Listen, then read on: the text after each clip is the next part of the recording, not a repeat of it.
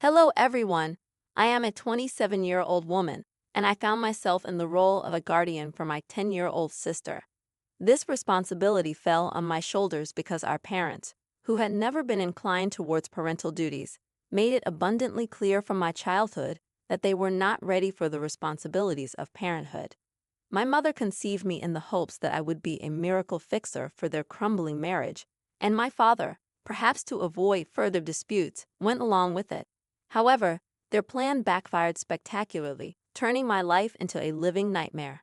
They consistently neglected me, both physically and emotionally, ignoring their obligations. Despite a few instances where teachers noticed marks on me, my parents brushed it off as mere clumsiness, preventing me from receiving the help I desperately needed. When I turned 11, my first therapist advised me to be submissive and try to work things out with my parents. Unfortunately, this approach proved futile. I had to change therapists multiple times before finding one who advocated for my mental peace, urging me to leave my toxic home environment. However, financial constraints made it impossible for me to leave until I turned 18. While I was working to save money, my mother manipulated and guilt-tripped me, labeling me as selfish for wanting to break free. By the time I was 16, I had made it clear that I was biding my time until I could escape. My parents eventually gave up on me, which meant losing their financial support but also gaining freedom from their constant interference. When I was 17, my mother became pregnant at the age of 42.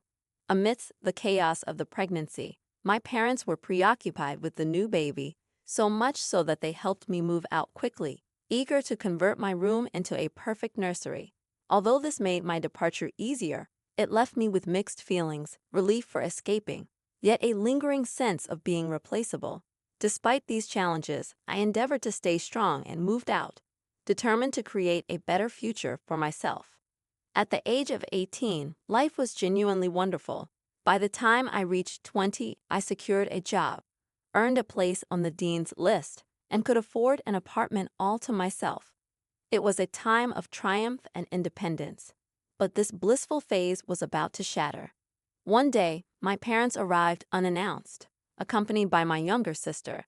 They handed her to me, explaining that she was more trouble than they could handle, and that I should be the one to care for her. I was caught off guard, and before I could fully grasp the situation, they left, leaving me holding my 3-year-old sister. In my state of confusion, I reached out to my friends, who had become my most significant support system over the past 3 years. Their advice was unanimous. It was better for my sister to be with me, as she could have a better life than I ever did. 3 of my friends rallied around us, essentially becoming surrogate parents for my sister. We all took turns looking after her and worked diligently to ensure she felt cherished and cared for. At one point, my sister genuinely believed she had 3 moms and 1 dad, which I found endearing, but I gently corrected her as she grew older. Throughout this time, my parents were off traveling and enjoying their lives, as evident from their social media posts. I'm relieved that my sister didn't experience the neglect I did, but when she turned 8, she started questioning why our parents never attended any of her events. I didn't want her to feel abandoned, so I told her that our parents were busy with their work, which made it challenging for them to visit us as frequently as they'd like. While she accepted this explanation, it was evident that she wasn't entirely satisfied with it. To address her concerns, I arranged therapy for her and reached out to our parents, urging them to visit whenever possible. Unfortunately, due to unforeseen circumstances, such as the pandemic, they were unable to do so. That's why, just a week ago, on my 27th birthday, I extended an invitation to my parents. I wanted them to visit, and they did. However, their behavior shattered me. When they arrived, they acted as if everything was back to normal. My mom immediately began criticizing every aspect of my apartment, while my dad opened a bottle of whiskey and refused to engage in any conversation that didn't revolve around his thoughts or desires. My mom also tried to dictate changes to my room, and when my sister returned from her ballet class with one of my friends, my mom approached her for a hug. Surprisingly, my sister, who hadn't seen our parents in 7 years, pulled away and sought refuge behind my friend. My mom persisted, asking for a hug repeatedly. It was then that I stepped in, asking her to respect my sister's choice not to embrace her. In response, my mom slapped me across the face in front of my friend and sister. She launched into a tirade, belittling me and insinuating that I should be grateful for her motherhood and the care she provided because no one else would. Hearing her disrespectful words was like a trip back in time. I looked at my horrified sister, shielded by my friend, and I knew I had to stand up for myself. I informed my mom that she could leave if she couldn't respect my house rules, especially the one about respecting my sister's wishes. She scoffed and refused. I gave her 30 minutes to leave with her belongings, warning her that I would call the police if she didn't comply, especially given that everyone had witnessed her slapping me. She dared me to do it, so I did just that. I called the cops. The situation wasn't pleasant. My mom and dad both called me names, but my friends, sister, and others present thought I did the right thing. I'm torn between not wanting to be an a-hole and standing up for myself and the people I care about. I truly appreciate the overwhelming support from you all. I didn't mention it in my previous update, but I pressed charges against my mom for slapping me. The mark of her hand was visible on my cheek, and my friend and sister confirmed to the police that she had indeed slapped me. As a result, she will be taken to court, and we hope to resolve everything there. The court date is set for tomorrow, and I'm not quite sure how to proceed at this point. I never imagined I'd find myself in the position of having to document my mother's actions, but that's the reality I'm facing now. Hello, everyone. A few significant events have unfolded during the court proceedings. The judge ruled in my favor in the domestic violence case, a decision that brings me some relief. Additionally, the court was informed about the situation with my sister and suggested that I take over her legal guardianship. I hadn't considered this possibility before, but when the court proposed it, I thought it could be a great solution. I agreed, and 2 days ago, I officially became my sister's legal guardian. My friend mentioned that my sister was deeply affected by witnessing our mother's abusive behavior towards me. Despite her previous excitement about meeting our parents, seeing them mistreat me changed her perspective. Now, she no longer wishes to be with them. Honestly, my sister makes me feel more valued and appreciated than anyone else ever has. I firmly believe I did the right thing by standing up for myself, and I refuse to feel guilty for it. On another note, it's been 3 years since I last saw my ex-wife. We had been in a relationship for 7 years, starting as high school friends and then becoming lovers.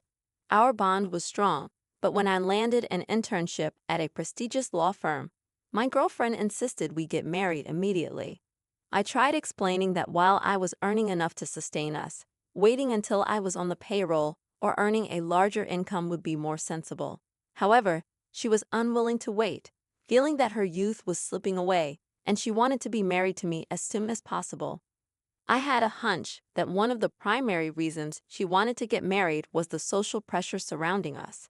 Her friends and cousins were vocal about their disapproval of our decision to delay marriage. Eventually, I relented, believing that with a bit more effort, I could strike a balance.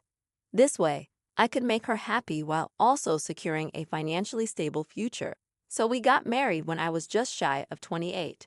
My wife was overjoyed that we were finally married, and she no longer doubted my affection for her, having finally put a ring on it. Our wedding was quite extravagant, and my wife didn't want to compromise on any of her plans. She also limited our parents' financial contributions to a certain amount, with 60% of the costs covered by us and the remaining 40% by our parents. Within the portion we paid for, I covered about 75% of it. Understandably, it would take some time for my finances to recover from this significant expenditure, and I estimated it would take around 5 years. However, I had faith in my ability to do so.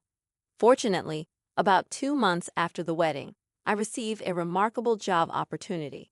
It required me to relocate out of state for 6 to 9 months, but it promised a substantial increase in income, around 300 times my current salary.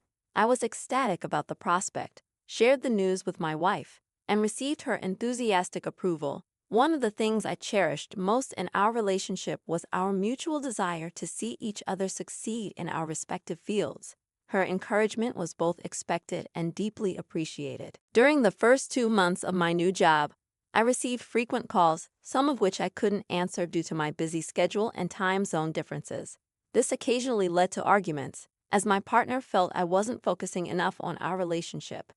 However, I tried my best to make her feel loved and appreciated, doing everything I could from my new location, including making regular phone calls. I made every effort to call her whenever I could, and on the occasions I couldn't, I tried my best to compensate for it later. Our relationship improved slightly during this period, but it was short-lived. By the fourth month of my absence, my wife's interest in calling dwindled. She claimed to have found hobbies that kept her occupied and tired, leading to fewer conversations.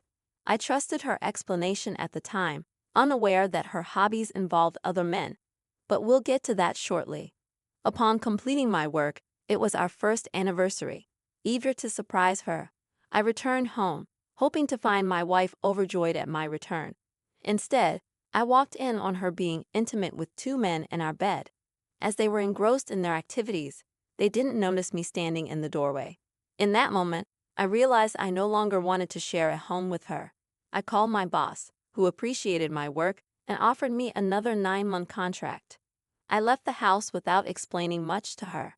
Strangely, when she asked if I was coming back, she seemed almost relieved. I couldn't comprehend her reaction. I dealt with the betrayal and the pain on my own until the 3rd month of my new contract. By then, we had been living separately for over 6 months. I filed for divorce, and she surprisingly signed the papers without much resistance. She moved out soon after, and I decided to continue with my traveling work. Fast forward 3 years, and I'm back in my city. I achieved the financial goal I set for myself, but I realized constant travel wasn't for me. I discovered my ex-wife had moved on and married another lawyer from a rival firm, supposedly because he earned more than I did and because I was allegedly emotionally abusive. I understood the financial aspect, but I couldn't fathom the accusation of emotional abuse. I felt hurt, yet I tried not to let it consume me. She hadn't spoken to me for years, even when we encountered each other at the courthouse for the last time. However, fate intervened when one of my clients sought my representation during his divorce. He believed the division of assets was unfair, and upon researching the case, I discovered he was right. Additionally, my ex-wife's new partner was representing the client's wife, creating a conflict of interest. As I delved into the evidence and conducted research, I received a call from a familiar number. It was my ex-wife. She was hysterical, explaining that she had discovered her husband's infidelity with a client. An improper relationship between a lawyer and a client could lead to the lawyer's disbarment. I asked her why she thought I could help her in this situation. She claimed she knew I wasn't in the States, a blatant lie, and suggested that due to my influential parents, I might be able to prevent her partner from getting disbarred. This was the same woman who had treated me as if I were invisible, someone who had disregarded me entirely. Suddenly, she wanted my help with something so crucial. I found her request dubious, to say the least. Anticipating a legal battle against him, I hired a private investigator to verify my ex-wife's claims. What I discovered was even juicier. He was not only cheating on my ex-wife, but with my client's soon-to-be ex-wife. It was too significant to ignore, so I took action. I presented a better settlement to the court, revealing the lawyer-client affair. I informed the Bar Association about their inappropriate relationship, using my boss as a reference. I shared this situation with my friends, and most of them thought I was wrong for reporting his misconduct. They accused me of meddling when I should have minded my own business. I'm curious if you all share their perspective. Do you believe I'm in the wrong? And if so, why? I appreciate your kind words. They mean a lot. Generally, I don't let others' opinions affect me, given my profession. Thick skin is a requirement in my line of work. However, when friends cast doubt on my actions, it does make me question myself. Your support and shared experiences are incredibly reassuring. Recently, I learned that my ex-wife's partner was disbarred, leaving him without a source of income. Considering my ex-wife's obsession with brand names, this situation won't sustain her lifestyle. I can't say I feel guilty about it. My ex-wife finally figured out my involvement and called me, berating me for my actions. In her eyes, I should have respected her partner and refrained from filing a complaint. She accused me of twisting her words to win a trivial case. I disagree but listened to her rant and promptly blocked her. Frankly, I'm content being out of touch with her. Diego, I believe I'd have made the same choice, or perhaps even a more severe one. You had evidence vital to your case, and you used it. I don't see that as unethical. You did minimal harm to her, dude. She's just being overly dramatic. Your friends aren't being fair if they think protecting a cheater is more critical than your case. You did the right thing. Her partner deserved to be reported. He shouldn't be in a profession where he can't maintain proper boundaries and etiquette. Thank you for tuning in today, everyone. If you have your own story to share, please email us using the address provided in the description below. Also, don't forget to like and subscribe. It greatly supports the channel. We'll catch you in the next episode.